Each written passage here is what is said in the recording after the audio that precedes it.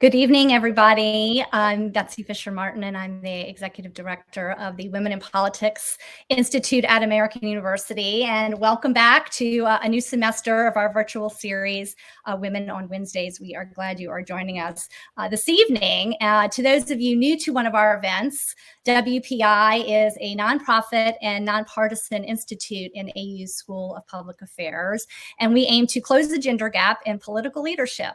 We offer academic courses and practical campaign training, and we facilitate research and discussions just like this on women in politics. So given today's headlines of standoffs and stalemates on the Hill, lots of drama, I think there is no more perfect time to look at the woman at the center of it all, Speaker Nancy Pelosi. And we have the perfect person to talk to this evening. Susan Page is a longtime journalist and is the Washington bureau chief of USA Today, and the author of a terrific new book, Madam Speaker, Nancy Pelosi and the Lessons of Power.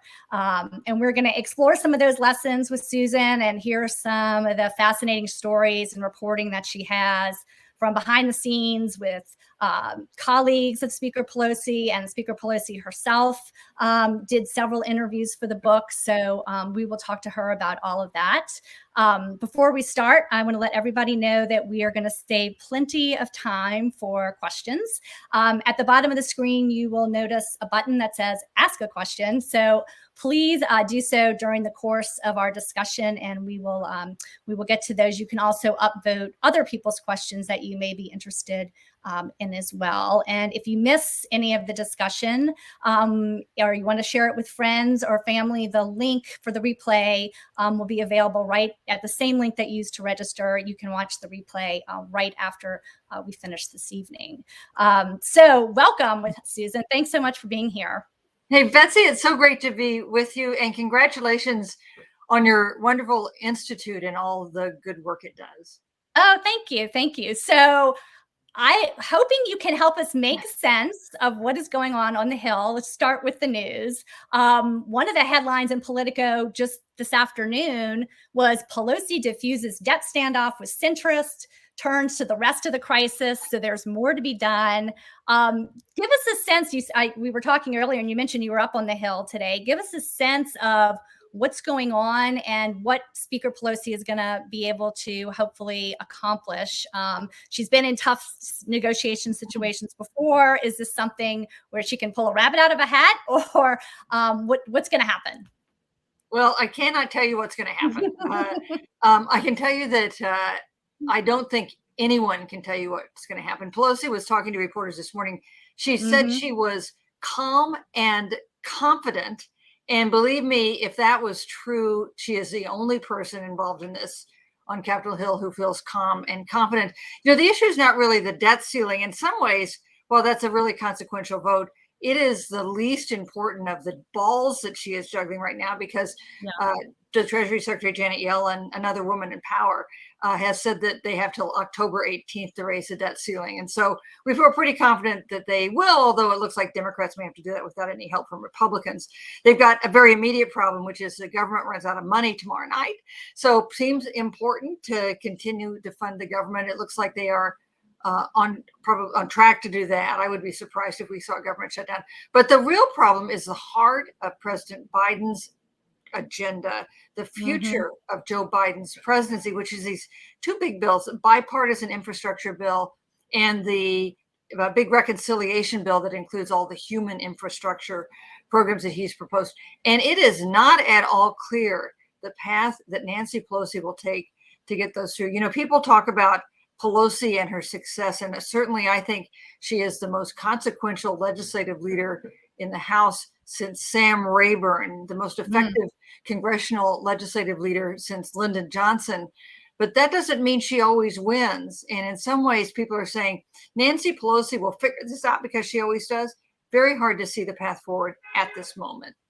And you mentioned that sort of calm and confident demeanor that she is known for having, right? And getting through a lot of this.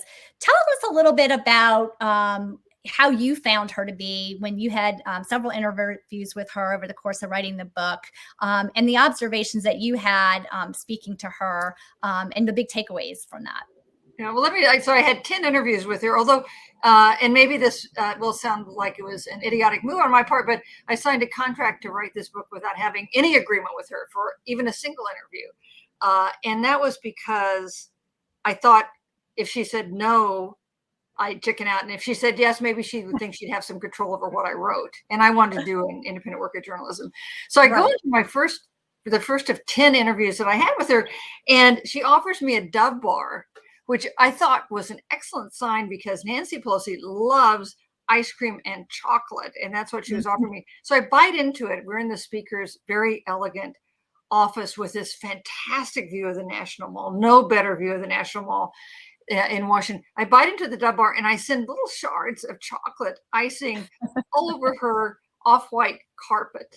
And so there I am trying to make a good impression, desperately picking up little pieces of chocolate off of her carpet. So that was not the best possible beginning of our first interview. We had good interviews. She tends to be a tough interview. She's very disciplined.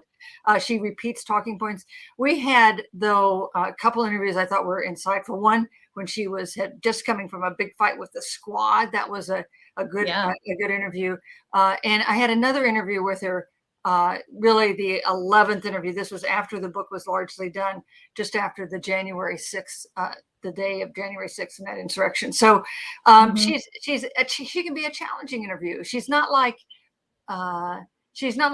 who's an easy interview? Terry McAuliffe. You know, we were talking before about the Virginia governor's race. Or Lindsey Graham. You know, Lindsey Graham, right?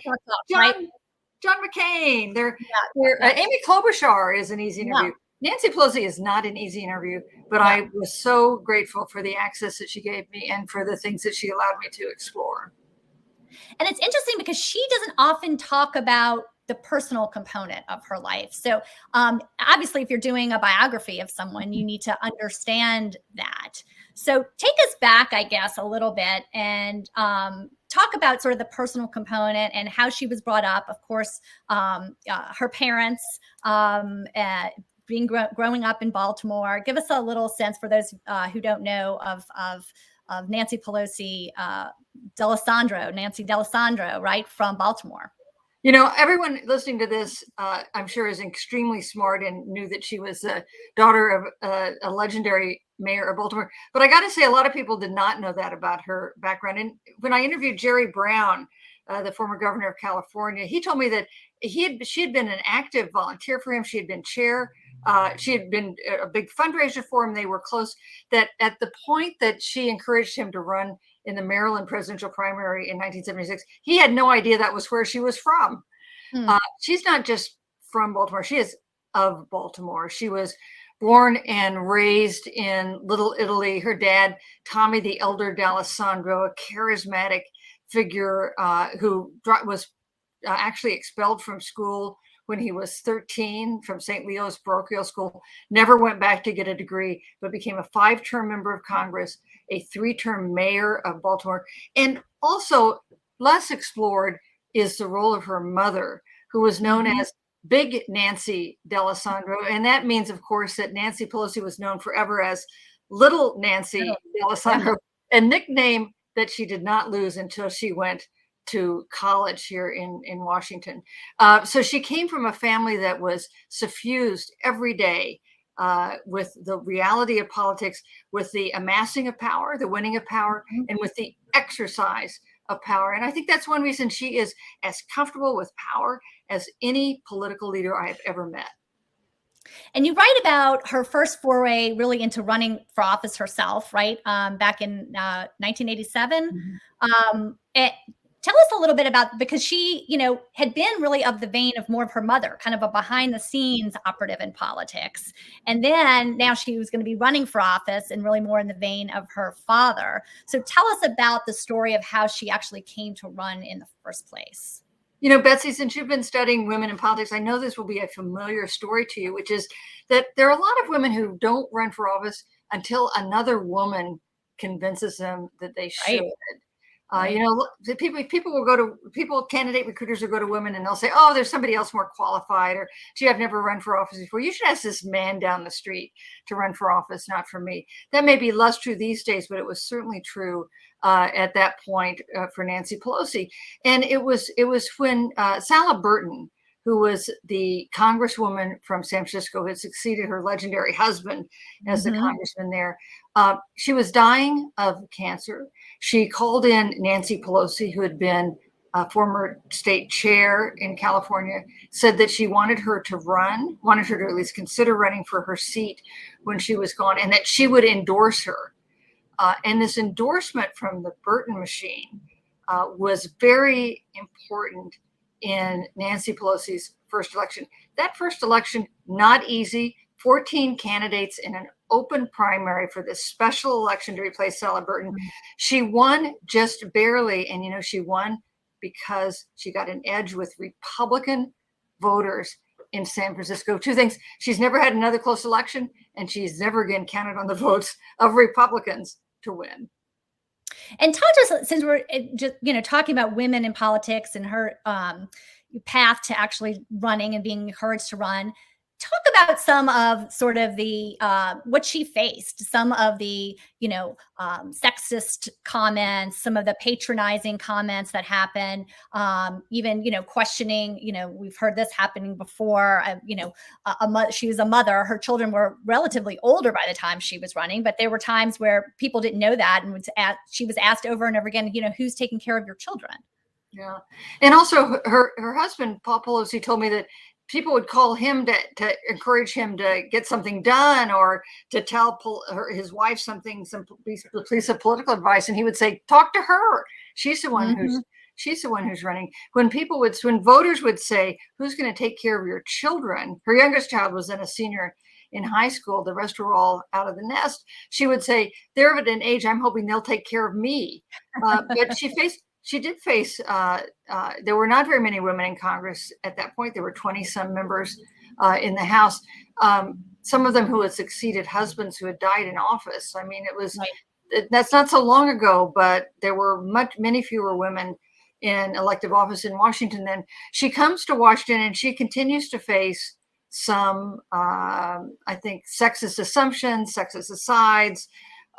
And when she decided to try to get into the Democratic leadership, to run for the position of whip, which was, by the way, not at that moment open, there was a lot of blowback from the men who were in charge of of House Democrats. One of them came to her and said, "Just tell us what you women want and we'll work it out for you." She did not accept that offer. We challenged Steny Hoyer, who is, you know, still number 2 to her in the House. Steny Hoyer thought he was in line to be the next whip, and most people assume that too. Pelosi makes the point that if she waited until it was her turn in line, she and other women would never get there. So she really was a disruptive force then for the Democratic establishment that was running things on Capitol Hill. And you quote her in the book as saying, you know, there was no one to model. There was no other women in high leadership posts in Congress. And, you know, men would say, well, who said she could run? And that really put her in sort of a fighting mode, right? And she had this long, I think it was a 3-year process of like campaigning behind the scenes to take that whip job when it became open, right? Yeah. That whip race was epic. I read an academic study of it that he went on for 3 years. And it wasn't that the whip job itself was so valuable, it's that everybody knew you became the whip, you would start to move up the leadership ladder. You wanted to be speaker, you wanted to start out as whip. Both she and Steny Hoyer knew that. She's the one who won that race, although not by much. She won it, according to the analysis of the vote, she won it in large part not because of the support of women. Women were not disproportionately supportive of Pelosi over Hoyer. It was the size of the California delegation that helped deliver that first job, that whip job, to Nancy Pelosi over Hoyer, who had the much smaller Maryland delegation behind him. And she had some important alliances in the House. I mean, you write about Jack Murtha, for example, and the notes about her. This was fascinating that you found in his papers in the library. So Jack Murtha put his papers at the University of Pittsburgh Library, Hmm. and I'm not sure if anybody had gone to look at them before. I hired a researcher in Pittsburgh, a reporter for the local paper there, to go and just read his papers and see what she could find. And she found this remarkable. She went really such a lot of work, a lifetime in Congress. But the gold that she found in these papers were handwritten notes when Murtha wanted to write a memoir, which he never did. And in these handwritten notes on a pad of paper, he dictated to an aide his thoughts about Pelosi and how a lot of the good old boys had been very nervous about supporting a woman in leadership, and he had helped reassure the good old boys. But at the end of the day, he learned more from politics. He learned more about politics from Pelosi than she did from him. And he described her as one of the best political minds I've ever seen. This was an unlikely partnership between Murtha, who was a former Marine, and somebody from coal country, and Nancy Pelosi, who was this matron from San Francisco. But they became partners and good friends and allies, even on the issue later on of the Iraq War. Well, and to that point, she had sort of had this sort of traditional family kind of Catholic values persona. But she is, in the midst of a much more liberal party. I mean, was there ever tension there between those two sides that divided her allegiances one way or another? Well, she always was liberal on cultural issues. And Yeah. the one that was particularly important at the point she came to Congress was HIV/AIDS. Now, Yeah. it's really a medical issue, it's a public health issue, but it was also a cultural issue at that time. There was a great stigma attached in 1987 to the issue of AIDS. And AIDS was a disease that was ravaging San Francisco, the hardest hit place in America, with this pandemic that was killing so many young men and others. And she, in her first remarks on the House floor, when she was mostly supposed to say, "Thank you very much, I'm glad to be here," she talked about Sally Burton, and she talked about her commitment to trying to get more funding and better treatment and more research into HIV/AIDS. And that's when she became friend and ally of one Tony Fauci, who was a Mm. leading AIDS researcher for NIH. And their partnership has success. Their partnership and both of them in their offices have survived all these years later. Well, it's interesting, Susan, because as I told you, I've listened to the audiobook. So you were my walking buddy for a week or so. And the other night I was walking on the mall, and I went to go see, all of the very moving display of all the little flags set out in memory of people who have died of COVID. And I happened to be listening to the part of the book where you're talking about the AIDS quilt being out on the mall. And that was really the first time there had been this like mass display of something like that. And it wasn't easy to get done. Well, And she was able to actually get that done with some creativity involved, right? so this was just months after she had been elected to Congress. She had like no standing. Many people in Congress didn't know who she was. But the organizers of the AIDS quilt, which has become such an iconic cultural touchstone for all of us, we're having trouble getting permission to unfurl it on the National Mall. And so Pelosi, world's most junior member on the Hill, calls in the National Park Service officials. They meet in her office, which is, of course, the worst office on Capitol Hill because she's the most junior member. They meet in her office, and the assumption by the organizers of the AIDS quilt, was that the Reagan administration was trying to block this for political reasons because it was the issue of AIDS, which the Reagan administration was not doing very much about. But the Park Service said no, they were concerned about the grass, that they would unfurl this quilt on the grass and it would kill all the new grass that they had planted on the National Mall. And so in this meeting, Pelosi proposed that volunteers every 20 minutes would lift the quilt up to give the grass a breather, and that would take care of it. And the Park Service agreed to this loony arrangement, right? And one of the AIDS quilt organizers told me that a couple days after this happened, and it was an incredible event, the unfurling of this quilt that showed the huge cost that AIDS had meant in this country, of human beings that had brothers and sisters and mothers and sons who had made these pieces of the quilt for them. He said that as he took off and looked down, he could see the imprint of the quilt on the National Mall from his plane window, where indeed they had killed the grass. All the grass. That's such a great story and creative, right? For her to come up with that solution.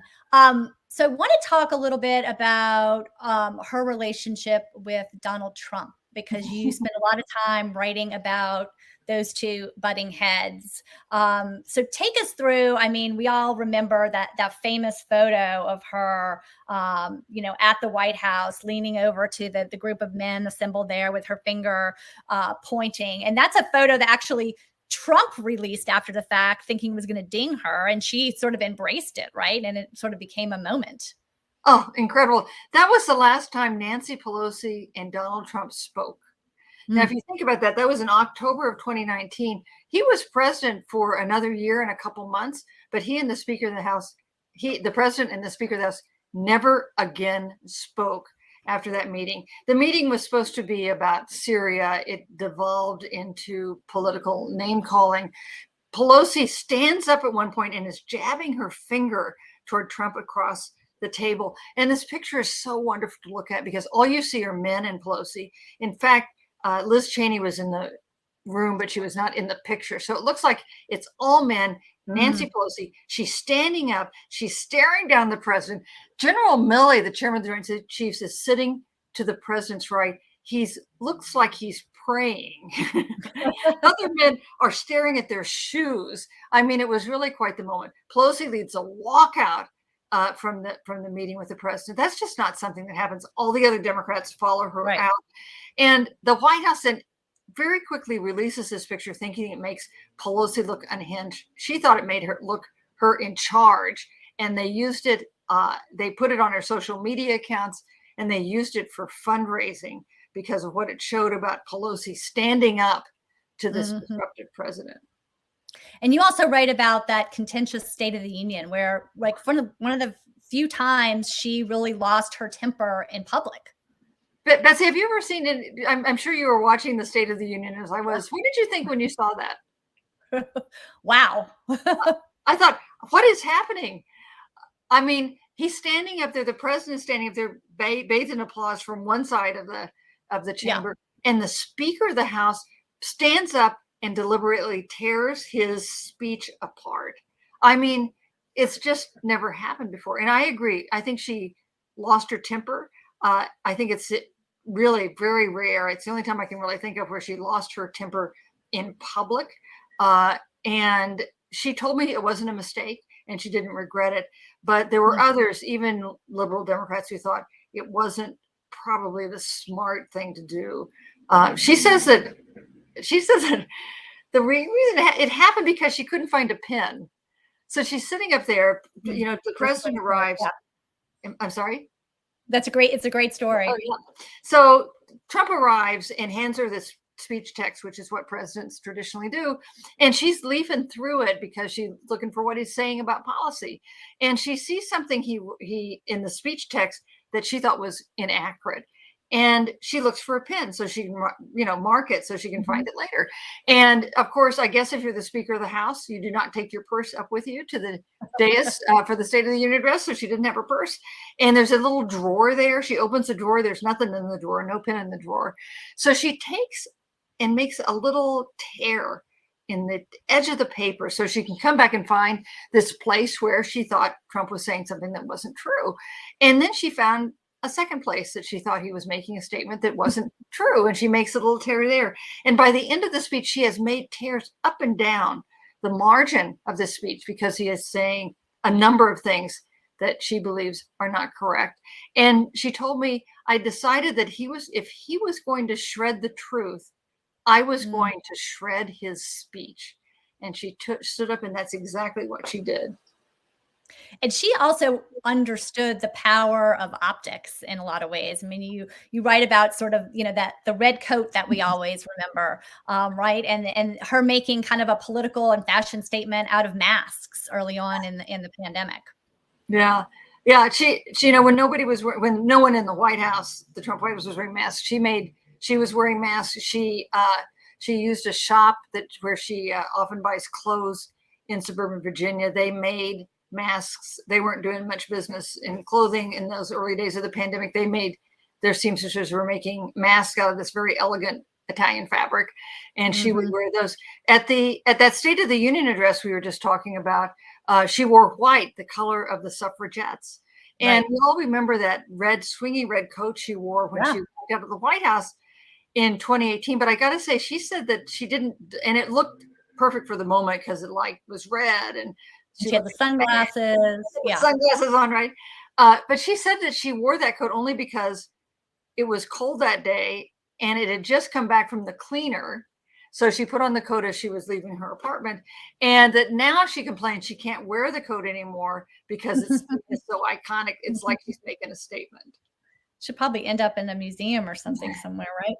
Talk to us about, she's not a person that you'd like to admit a lot of errors or mistakes along the way. Did you talk to her about anything that she regretted or that some missteps that she had? What did you find out about that? Well, I think Nancy Pelosi has made some missteps, but Nancy Pelosi never admitted to me any missteps, and certainly no regrets. And she has a phrase that she uses all the time. She says, "Don't agonize, organize." Right. And I think that means a couple things. And one thing it means is, even if you make a misstep, don't wallow in it. Figure out what you did wrong, and then get back on that horse. And I wonder if we might see that this week and in the next few days as the Democrats really struggle to figure out how to get this reconciliation and the infrastructure bill through. But she is not one for admitting weakness or regret. And you have another quote in the book from one of her close friends, Congresswoman Ann Eshoo, and she said, talking about Pelosi, she's like a nuclear sub, but she knows what her mission is, right? That she's just laser focused. Yeah, and she's also, she's a woman in her 80s.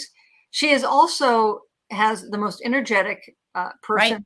I mean, she just keeps a schedule that's astounding, and she does it all in 4-inch heels.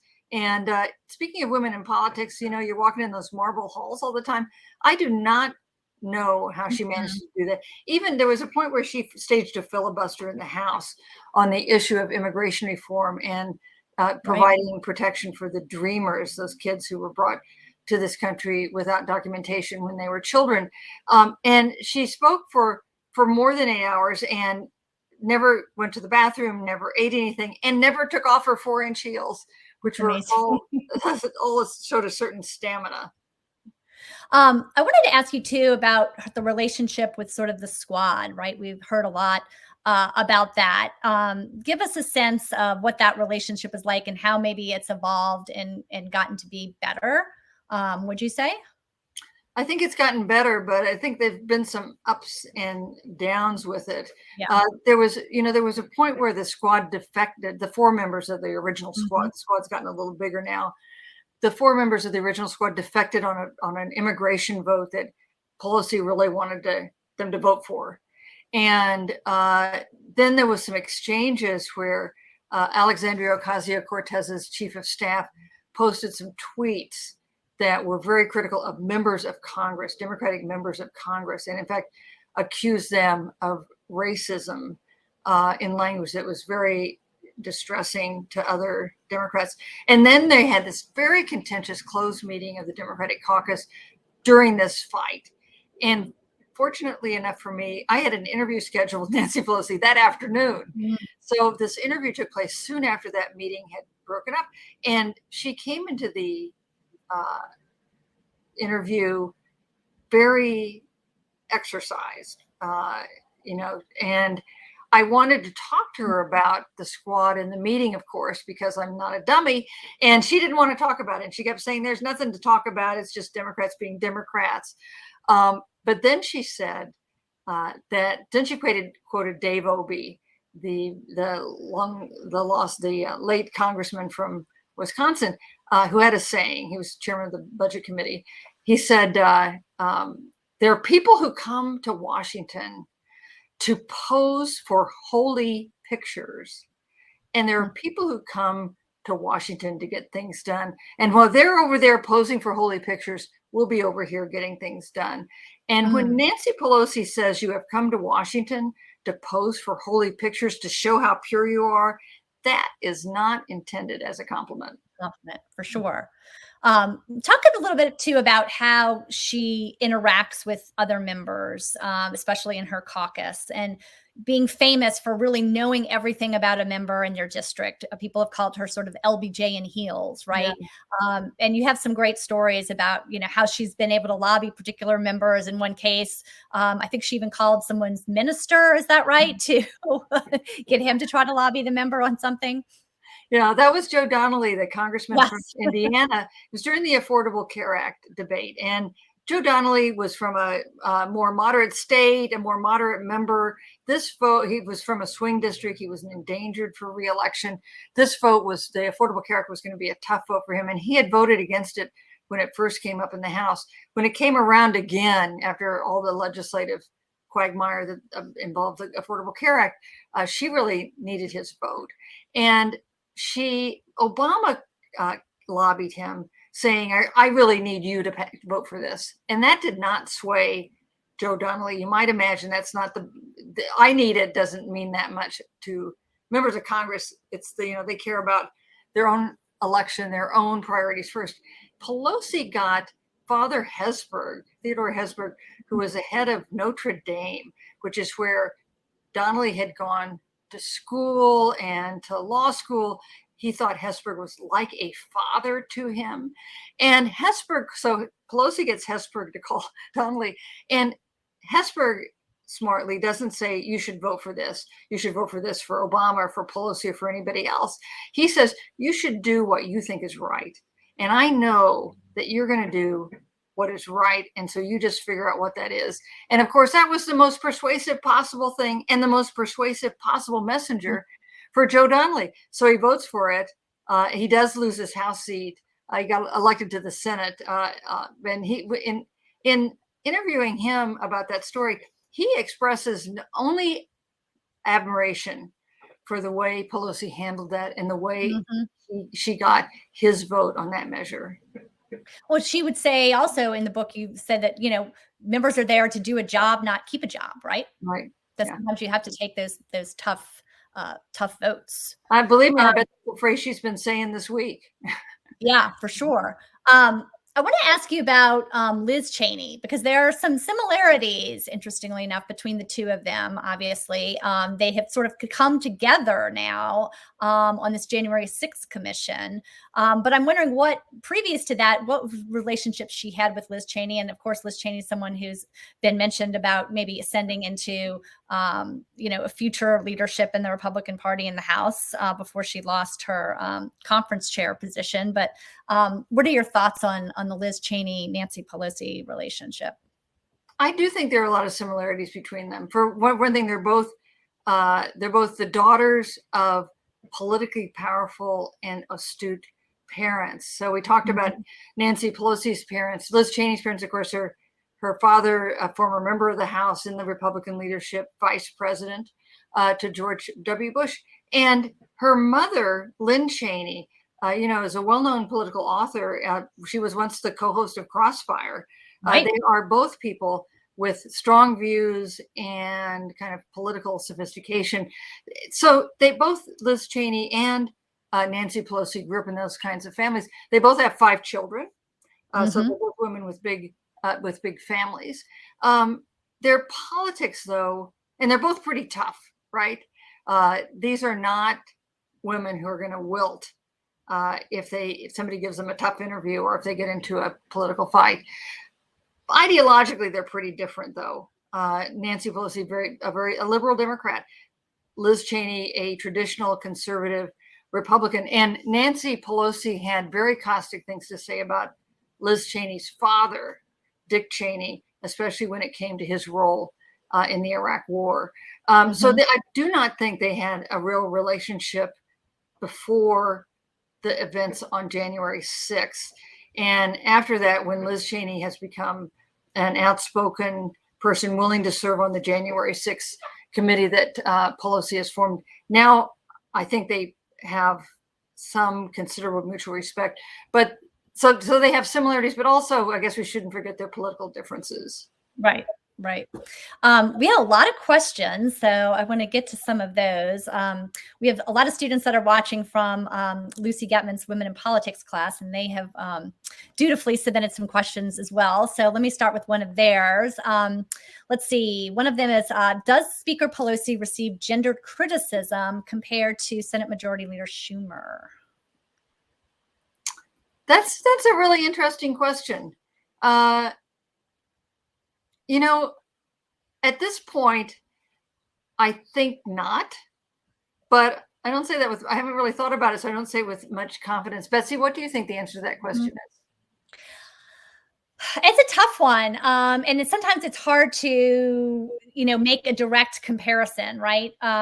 So it's something, and what I think is good about situations now is I think when we do see gendered criticism rear its head, I think we're more often to speak up about it and say something, which I think is good, whether that is, with Nancy Pelosi or another woman in politics.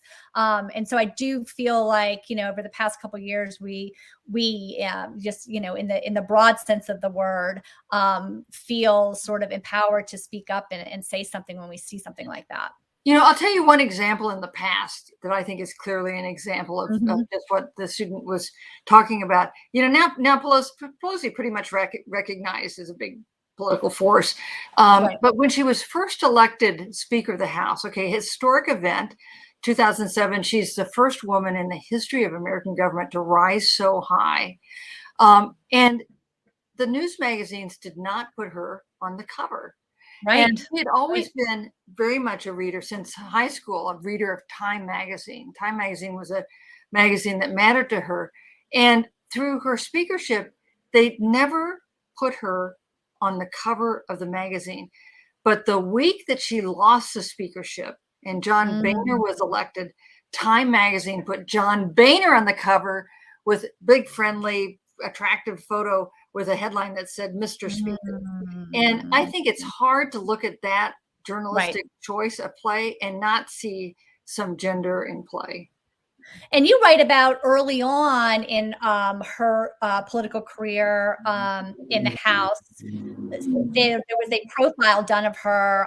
It was maybe it was the Times magazine, where the headline was "Party Girl," sort of a take on her fundraising prowess before she was actually elected and her work within the political party, but using sort of that nomer of party girl in the headline. And she was offended by it. Yeah, quite offended. She didn't talk to me about that headline, but someone who worked for her at the time said that she was both angry and hurt because that they would see her in that way. Now, it was just an attempt to write a headline, right? I mean, it was an attempt to get people to read the story, but it's also true that it is kind of a demeaning depiction of someone. That happened to her too. There's only one race that Nancy Pelosi has ever lost, one election, and that was in 1984-85 when she ran to be the National Democratic Chair after the debacle when Walter Mondale lost 49 states, and you would think Democrats might look to fresh leadership. And she faced an enormous amount of gender ridicule from organized labor. Believe it or not, they are probably sorry to remember this history. Really? But organized labor had their own candidate, Paul Kirk from Massachusetts. He was a Ted Kennedy guy, and the political spokesman for the AFL-CIO was going around saying that she was ditzy and an airhead.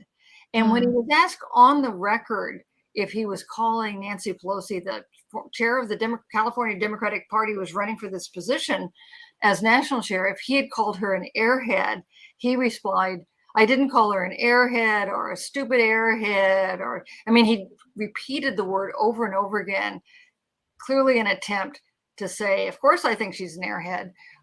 And so, it's not so long ago that women seeking positions of power faced that kind of really open sexism. Her view of that, that was the race she lost. It hurt. I mean, it was a big disappointment to her, but that was the race where she then devised that phrase, "Don't agonize, organize." And that's been pretty much her approach since then. Great. Let's see. We've got some more questions here. This one is from Isabel. She says, what was the most surprising thing that you learned about Pelosi in the process of researching and writing the book? Well, here's one of my favorite things, which is that, I kept finding all these. I knew when I started the book, I knew her father was this big political figure. I didn't know much about her mother. Her mother was a big risk taker and had big ambitions, many of which were kind of squelched because she was born too soon for women to have such big ambitions. But one of the things she loved to do was to play the ponies. And she had a regular seat at Pimlico where she would go and place bets.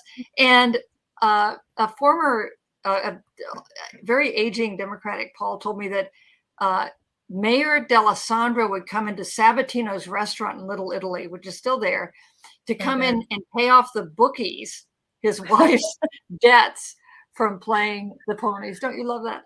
That's great. That's great. Let's see. Here is a question from Nina. She says, what did Speaker Pelosi share about her relationship with her husband? And does she regard him as an informal advisor? So Paul Pelosi has pretty much kept himself out of the public eye. Yeah, you don't see him very often. No, I interviewed him for this book, but it took me like the whole process of doing the book to convince him to sit down for an interview. And I'm grateful that he chose to do so. But it had been the last interview I could find that he had done was in 2007. And I asked him why he had such a low profile. And he pointed back to those days, those very, very early days when she ran for office, and people kept coming to him as though he was the one in charge, and that he decided that he needed to step back so it would be perfectly clear that she was the politician, that she was the one they needed to talk to. He said that his role has been very supportive. He's often here. He has a role. He attended Georgetown University. He's a very active alum at Georgetown University. He's also been a very successful businessman. Pelosi is now one of the richest members of the House. And Paul Pelosi told me that the fact that he's been such a successful businessman has given her a certain amount of freedom when she's chosen to run for office or take positions. And of course, it's not a bad base when you're talking to other rich people and trying to raise money. But he has been pretty careful to not be at center stage when she is. Yeah. Let's see. Here's a question from Isabel, and I'll tackle into this. She says, is there any congresswoman or another prominent woman who hasn't been elected yet that you see as being the next Pelosi in a few decades? And I guess I would also add to that, like, what is the future of Democratic leadership? Of course, Nancy Pelosi, it was, talked about many times. Is she going to run again? Is she not going to run again? She was, famously asked at a news conference years ago whether she should step down and, make way for a younger generation, which she took offense at. So where do you see Pelosi in terms of, where do you see the Democratic leadership going? And then what other prominent women do you see as maybe having a role in leadership? And, when Luke Russert, then a young reporter for NBC, asked her that question, she said, "You never asked Mitch McConnell that question." Yeah, well, that's a perfect example of our previous question, right? That's right. I don't think there'll be another Nancy Pelosi. There was no Nancy Pelosi before Pelosi. There'll be Hakeem Jeffries with a distinctive leadership style, or Catherine Clark, or someone else. Others will emerge as the leaders of the next generation. But I think it will take some time for them to develop their own way of leading, and it will be different. This is a different time. Pelosi has survived through a long period of time as leader. That's pretty unusual. The longest stint as leader since Rayburn. But times change. The demands of leadership get somewhat different. Obviously, our political landscape is different now than it was before. I do think Pelosi is likely to. This is likely to be Pelosi's last term in Congress, her last term as Speaker. She made a sort of commitment to do that in 2018, to not that this would be her last term. She hasn't kind of repeated that in that clear, crisp way so we can keep replaying the clip. But Trump changed all of that, right? Well, Trump changed. She had been planning to step down after the 2016 election, right? When her friend and colleague Hillary Clinton would be in the White House. That didn't work out. And by the end of election night, she decided to stick around because she was so distressed by the idea of Donald Trump as president. In 2018, there was a reasonably serious effort to replace her as Democratic leader. If there had been a strong candidate who had emerged, if Joe Crowley had jumped in the race or someone else, it is conceivable that she would not have been reelected. In the end, she was reelected, but it was at that point that she indicated that that this current term would be the last time she would be serving as Speaker. It is, I think, Democrats on the Hill, Democrats who are in the Democratic caucus, do think it's probably time to move to a new generation of leadership. All three of their leaders are in their 80s. And so it seems like that seems to be a moment that is likely to come about next year. Although, who knows? Never say never until she's actually made the announcement. Well, and you write about in the book, sort of the disappointing 2020 elections in many ways for the House, because obviously Joe Biden was elected, but they lost a lot of seats in this last election. And there didn't seem to be a major call for her to kind of face the music on that, right? Yeah. Yes, that's true.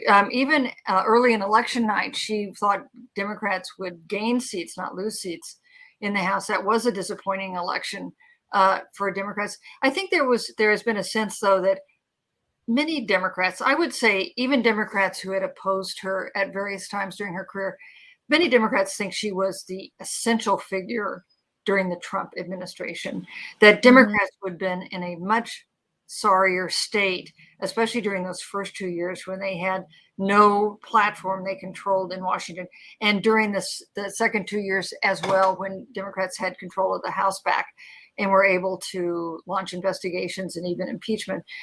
I think that Democrats feel like Nancy Pelosi and her long experience and her toughness and her skill were exactly what Democrats needed during the Trump administration. So there is a huge feeling of respect and gratitude for her. But of course, now Joe Biden is president. Everybody gets older. They're all in their 80s. Right. There is, I think, some interest in having a new generation take over. We have two questions about bias in journalism for you, Susan. I know you're no stranger to getting this question, but two different questions. One about gender bias in journalism, and then also a question about political bias in journalism and how journalists manage political bias in their work. Mm-hmm. So political bias in journalism, journalism is a big word that covers a lot of space. I work for a mainstream newspaper. I guess we don't call ourselves a newspaper. I work for a mainstream news operation that wants to be seen as not ideological, as being fair and tough and holding officials to account in both parties in providing context and smart analysis without bias. That's our goal. That's what I try to do. I'm not saying we never fail, but that's how we see our mission. Not everybody in the world of journalism has that as their mission. That people, there are advocacy journalists. There are lots of ways to get information from people who have points of view that they think are right and that they're trying to propel. But that is my personal goal and the goal of the organization for which I work. And it distresses me that trust in journalism generally has eroded so far, and that there are not, most Americans would not now say, yes, I think the journalists I see are trying to give me the straight story without spin on the ball. That is what I want to do. Now, thinking about gender bias in journalism, you mean like in the employment of journalists? Do you think that's or maybe maybe more in terms of how female candidates and politicians are covered? Yeah. Well, I think it's getting better. Yeah. I think the kind of sexist comments about a woman candidate's looks or the way she dresses or focus on her family in a way that wouldn't Mhm. be the focus for a male candidate. I think there was a time that was really rife. And I think that it's, Mhm. as you were saying earlier, Betsy, that's something that's much more likely to be called out now than ever before. And, the profusion of women in positions of power in journalism has helped. My editor and publisher are both female. Mm. You look at in traditional print organizations, in television, in radio, you see women rising in positions of power as at the top of the masthead as the most powerful editor involved. I think that has made a difference as well. Yeah. Well, along those lines, I mean, here's a question from Lucy, Women in Politics class.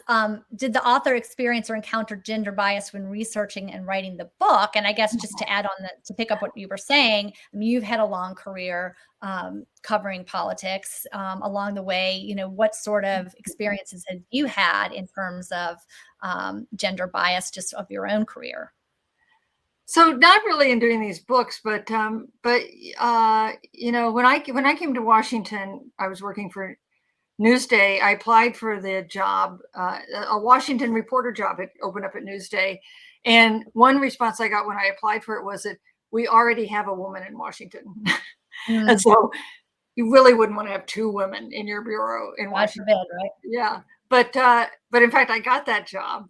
When I got that job, there were so few women in the White House press corps that there were only two women working for newspapers uh, who were on the beat every day, and that was me and Ann Devroy, who was first Mm, looking at, and in at Post. that point was working for the Washington Post. And um, so, as you know, Betsy, my husband is Carl Lubsdorff of the Dallas Morning News. When we were both going on White House trips in those days, we would stay in the same hotel room, right? And Carl went on a trip I think with Reagan that I didn't go on, and he called me to say that he walks into his hotel room and there's Ann Devroy, because apparently Ann Devroy and I were just look so much alike that if Carl Lutzer wasn't going to stay with Susan Page, he'd stay with Ann Devroy. They must be the same person. It was like that failure to distinguish between the two of us that led them to book them in the same room. I don't think that kind of thing happens so much anymore. Thank goodness. Here's another question about how does Speaker Pelosi have the time to do all of this? I mean, you alluded to the fact that she's constantly the Energizer Bunny running all around in her 4-inch heels. And I guess maybe when she does retire, what do you see her doing? I don't know. I had been speculating that maybe she would become the ambassador to Italy. Because that might be kind of a career capstone. Perfect for her. Or to the Vatican. Or to the Vatican. But someone close to her said that I'd apparently been heard opining about this, and that she said she would never do that. Or maybe the point was that she would never leave Congress to do that. But that was kind of my speculation. She says that she wants to spend time with her grandchildren. She's very close to her grandchildren. She took two of her grandsons to a Metallica concert in Central Park once. That must have been quite the occasion. She has talked about writing a memoir. She wrote a book a couple years ago, but not really a full memoir. I hope she does that. I think she would have some incredible things to say. She's really a huge sports fan, a huge San Francisco sports fan. So I don't know exactly what she'd do, but she's and of course she says she's ready to. There have been points where she has said she's ready to do that, to have a slightly more leisurely, less pressured lifestyle. I have to say that some of her longtime aides I talked to doubt that she would ever want to retire regardless, but I guess we'll find out pretty soon. Yeah. Well, speaking of books, Susan, you've written, a biography of Barbara Bush, now Nancy Pelosi. Can you share with next on your list of books? Yes, thank you. Thank you for asking. I'm doing a biography of Barbara Walters, the groundbreaking journalist and broadcaster. And, Betsy, I didn't start out with a theme. Like I sort of fell into doing the Barbara Bush biography. And then I thought Pelosi would be interesting, and then the other party. But there are some things that thread together with these three women. They're all women who were groundbreakers, Totally. who were pretty tough, who had to be pretty tough. All of them have had setbacks in their careers and their lives that they've had to deal with. And I think they're all women who did not, there were times when they did not get the credit they deserved. Certainly true, I think, for Pelosi earlier in her career, less true now. True also, I think, for Barbara Walters, who had big battles to get where she got in journalism. So that's what I'm working on now. So if there's anybody out there who has any Barbara Walters stories. Well, we hope you will come back and talk about that book when it's out, because that'll be fascinating as well. I want to let everybody know before we go of a couple of other Women on Wednesdays that we have coming up. In 2 weeks, we are going to have Congresswoman Barbara Lee, who actually represents a district near Nancy Pelosi, right, Susan? Yes, right across the bay. And she will be on with filmmaker Abby Ginsburg to discuss Abby's new documentary called Barbara Lee Speaking Truth to Power. So that'll be on Wednesday, October 13th. And then in November, we are going to have Senator Mazie Hirono from Hawaii. She's going to discuss her new book, Heart of Fire, An Immigrant Daughter's Story. And then on the 17th of November, we are going to have Dr. Rebecca Wolf, who is a PhD grad from American University, is always also teaching a course in the Women in Politics Institute on this topic about the ERA. And her book is called Gendered Citizenship, the Original Conflict over the Equal Rights Amendment. So she will be here with us to talk about that on November 17th. So we hope you can join us for that. If you follow us on Crowdcast, you'll get notifications of the events as they come along. And so we will look forward to seeing you then. And Susan, thank you so much for spending some time with us tonight. We really appreciate it. And congratulations on the book. Hey, Betsy, thank you so much. It's been such a great conversation. I appreciate it. Okay. Good night, everybody. Thank you.